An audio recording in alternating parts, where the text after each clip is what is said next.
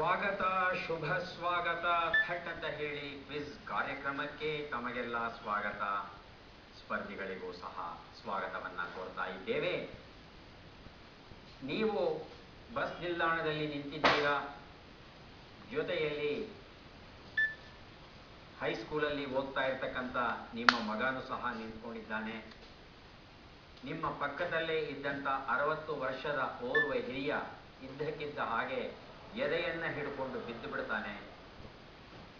ಆತನ ನೋವು, ಮುಖಭಾವನೆ, ಎದೆಯನ್ನ ಹಿಡಿದುಕೊಂಡಿರೋ ರೀತಿ ಇವನ್ನೆಲ್ಲ ನೋಡ್ತು ಅಂತ ಹೇಳ್ತಂದ್ರೆ ಆತನಿಗೆ ಹೃದಯಾಘಾತ ಆಗಿದೆ ಅನ್ನೋದು ನಿಮಗೆ ಗೊತ್ತಾಗುತ್ತೆ. ಆದರೆ ಏನು ಮಾಡಬೇಕು ಅನ್ನೋದು ನಿಮಗೆ ಗೊತ್ತಾಗಲ್ಲ.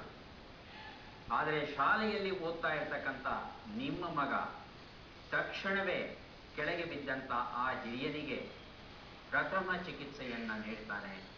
CPR, cardio pulmonary resuscitation. ಓರ್ವ ಶಾಲಾ ಹುಡುಗ ಈ CPR ನ ಸರಿಯಾದ ರೀತಿಯಲ್ಲಿ ಮಾಡ್ತು ಅಂದ್ರೆ ಆ 60 ವರ್ಷದ ವೃದ್ಧ ಏನಿದ್ದಾನೆ, ಸಾವಿನ ಅಂಚಿಗೆ ಏನು ಹೋಗಿದ್ದಾನೆ, ಆತನನ್ನ ಬದುಕಿಸೋದಕ್ಕೆ ಸಾಧ್ಯ, ಬದುಕಿಸಬಹುದು. ನೀವು ಸಹ ಇನ್ನೊಬ್ಬರ ಬದುಕನ್ನ ಬದುಕಿಸಬಹುದು.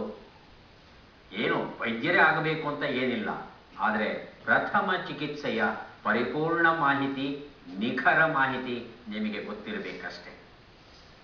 ಪ್ರಥಮ ಚಿಕಿತ್ಸೆಯ ಅಂತರಾಳವನ್ನ ಅರಿಯೋದಕ್ಕೆ ನೆರವು ಆಗಬಹುದಾದಂಥ ಒಂದು ಉತ್ತಮ ಕೃತಿ ಪ್ರಥಮ ಚಿಕಿತ್ಸೆ, ಪರೀಕ್ಷೆ, ಚಿಕಿತ್ಸೆ ಮತ್ತು ಆರೈಕೆ. ಈ ಒಂದು ಪುಸ್ತಕ ಈಗ ಕನ್ನಡದಲ್ಲಿ ಪ್ರಕಟವಾಗಿದೆ. ಡಾಕ್ಟರ್ ಶಶಿಕಲಾ ಪಿ ಕೃಷ್ಣಮೂರ್ತಿ ಅವರು ಈ ಒಂದು ಪುಸ್ತಕವನ್ನ ಬರೆದಿದ್ದಾರೆ. ಡಾಕ್ಟರ್ ಶಶಿಕಲಾ ಪಿ ಕೃಷ್ಣಮೂರ್ತಿ ಅವರು ದಾವಣಗೆರೆಯಲ್ಲಿ ಪೆಥಾಲಜಿಸ್ಟ್ ಆಗಿ ಕೆಲಸ ಮಾಡ್ತಾ ಇದ್ದಾರೆ.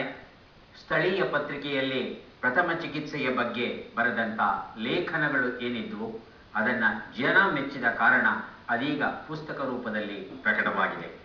ಈ ಒಂದು ಪುಸ್ತಕದಲ್ಲಿ ಪ್ರಾರಂಭಿಕ ಮಾಹಿತಿಯಿಂದ ಹಿಡಿದು CPR ವರೆಗೆ ಎಲ್ಲ ರೀತಿಯ ಮಾಹಿತಿ ಕಂಡುಬರುತ್ತೆ. ನನ್ನ ವೈದ್ಯಕೀಯ ಬದುಕಿನ ಆರಂಭದಲ್ಲಿ ನಾನೊಂದು ಆಸ್ಪತ್ರೆಯಲ್ಲಿ ಕೆಲಸ ಮಾಡ್ತಾ ಇರುವಾಗ ನನಗೆ ಚಿಟ್ಟಿ ಹಿಡಿತಾ ಇದ್ದಿದ್ದು ಈ ಗಾಯಗಳು. ಮನೆಯಲ್ಲಿ ಈರುಳ್ಳಿ ಹೆಚ್ಚುತ್ತಾ ಇರ್ತಾರೆ, ಬೆರಳಿಗೆ ಗಾಯ ಆಗೋಗುತ್ತೆ, ಸ್ವಲ್ಪ ಆಳವಾಗಿದೆ, ರಕ್ತ ನಿಲ್ಲಿಸೋದಕ್ಕೆ ಏನ್ ಮಾಡ್ತಾರೆ, ತಕ್ಷಣ ಮನೆಯಲ್ಲಿ ಸಿಗೋದು 2 ವಸ್ತು.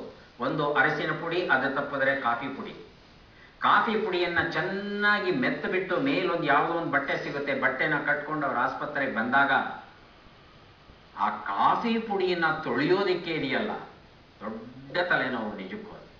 ಕಾಫಿ ಪುಡಿ ರಕ್ತದ ಜೊತೆ ಬೆರೆತ್ಕೊಂಡ್ಬಿಡ್ತು ಅಂತ ಹೇಳತ್ತಂದ್ರೆ ಎಷ್ಟು ಗಟ್ಟಿಯಾಗೋಗುತ್ತೆ ಅಂದ್ರೆ ಆ ಗಾಯದ ಆಳವನ್ನ ತಿಳಿಬೇಕಾದ್ರೆ, ಅದರ ವ್ಯಾಪ್ತಿಯನ್ನ ತಿಳಿಬೇಕಾದ್ರೆ, ಒಳಗೇನಾದ್ರೂ ರಕ್ತನಾಳಕ್ಕೋ ಮಾಂಸಖಂಡಕ್ಕೋ ನರಕ್ಕೋ ಪೆಟ್ಟಾಗಿದೆಯಾ ಅಂತ ತಿಳಿಬೇಕಾದ್ರೆ ನಾವು ಅದನ್ನು ಶುದ್ಧಗೊಳಿಸ್ಬೇಕಾಗುತ್ತೆ.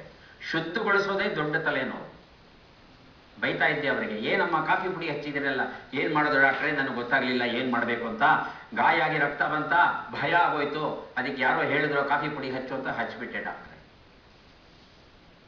ಗಾಯವಾದಾಗ ನಾವೇನು ಮಾಡಬೇಕಾಗಿಲ್ಲ, ನಮ್ಮ ಬೆರಳನ್ನ ಆ ಸ್ಥಳಕ್ಕೆ ಒತ್ತಿ ಹಿಡಿಬೇಕು, ರಕ್ತ ನಿಲ್ಲೋವರೆಗೂ ಒತ್ತಿ ಹಿಡಿಬೇಕು. ನಾವು ಮಾಡಬೇಕಾದದ್ದಷ್ಟೇನೆ ಪ್ರಥಮ ಚಿಕಿತ್ಸೆ. ಹಾಗಾಗಿ ಯಾವ ರೋಗಕ್ಕೆ ಯಾವ ಚಿಕಿತ್ಸೆಯನ್ನ ಕೊಡಬೇಕು, ಮುಖ್ಯವಾಗಿ ಯಾವುದನ್ನ ಕೊಡಬಾರದು, ಆ ಬಗ್ಗೆ ಮಾಹಿತಿ ಸಿಗುತ್ತೆ ಈ ಒಂದು ಪುಸ್ತಕದಲ್ಲಿ. ಪ್ರಾಣ ಉಳಿಸುವ ಪ್ರಥಮ ಚಿಕಿತ್ಸೆ ಕೊಟ್ಟಿರುವ ಶೀರ್ಷಿಕೆಯನ್ನ ನೋಡಿದ್ರೇನೆ ಈ ಪುಸ್ತಕದ ಮಹತ್ವ ನಮಗೆ ಅರ್ಥವಾಗುತ್ತೆ. ಈ ಪುಸ್ತಕಕ್ಕೆ ಮುನ್ನುಡಿಯನ್ನ ಬರೆದಂತ ಡಾಕ್ಟರ್ BM ಹೆಗಡೆ, ವಿಶ್ರಾಂತ ಕುಲಪತಿಗಳು, ಮಣಿಪಾಲ ವಿಶ್ವವಿದ್ಯಾನಿಲಯದಲ್ಲಿ ಇದ್ದಂಥವರು. ಇವರು ಎಷ್ಟು ಸೊಗಸಾದ ಒಂದು ಮುನ್ನುಡಿಯನ್ನ ಬರೆದಿದ್ದಾರೆ. ಒಂದು ಜೀವನದ ದರ್ಶನವೇ ಈ ಒಂದು ಮುನ್ನುಡಿಯಲ್ಲಿ ಅಡಗಿದೆ. ನಮ್ಮ ದೇಹದಲ್ಲಿ 100,000 ಬಿಲಿಯನ್ ಜೀವಕೋಶಗಳು ಇರುತ್ತವೆ. ಪ್ರತಿಯೊಂದು ಜೀವಕೋಶಕ್ಕೂ ಜೀವ ಇದೆ ಅನ್ನೋದನ್ನ ಹೆಸರೇ ಸೂಚಿಸುತ್ತೆ.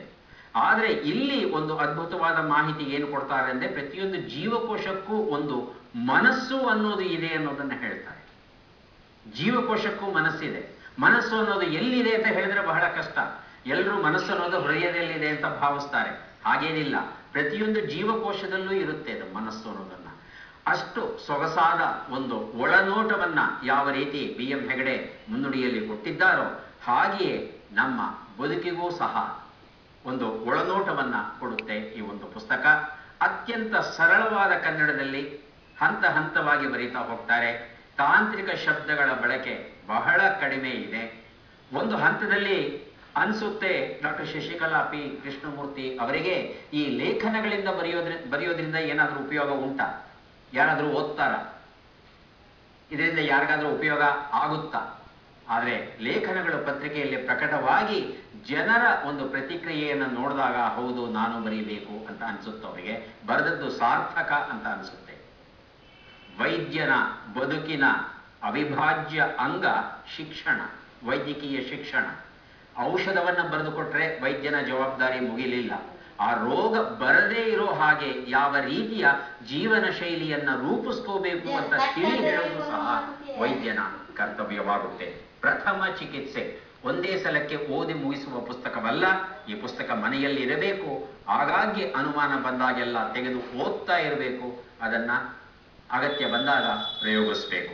ಹಾಗಾಗಿ ಪ್ರಾಣ ಉಳಿಸುವ ಪ್ರಥಮ ಚಿಕಿತ್ಸೆ, ಪರೀಕ್ಷೆ, ಚಿಕಿತ್ಸೆ ಮತ್ತು ಆರೈಕೆ ಡಾಕ್ಟರ್ ಶಶಿಕಲಾ ಪಿ ಕೃಷ್ಣಮೂರ್ತಿ ಬರೆದಂತ ಈ ಪುಸ್ತಕ ನಮ್ಮ ಮನೆಯಲ್ಲಿ ಇರೋದಕ್ಕೆ ಯೋಗ್ಯತೆಯನ್ನ ಪಡೆದಿದೆ.